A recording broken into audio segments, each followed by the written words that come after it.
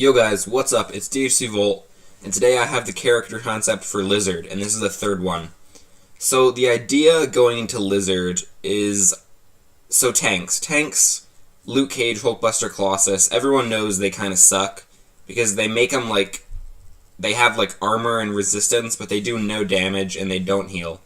So my kind of idea with Lizard is to make a tank that you can go and you can fight with, and you're gonna have a ton of survivability.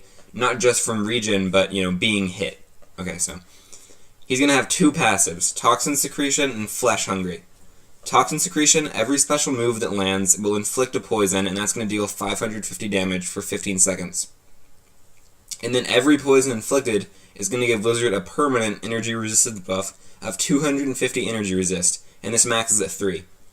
Next is Flesh Hungry, and this is going to be every critical hit that activates has an 80% chance to bleed, dealing 994 damage over 5 seconds.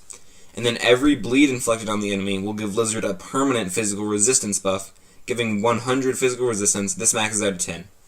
So, what you're going to want to do with these is get all these to the max of 13 buffs. Because once we get to the signature ability, after Lizard has gotten all 13 resistance buffs, he sheds his skin, giving him a burst regen healing 2% health over 5 seconds per buff shed. This cycle will begin after an 8-second cooldown again.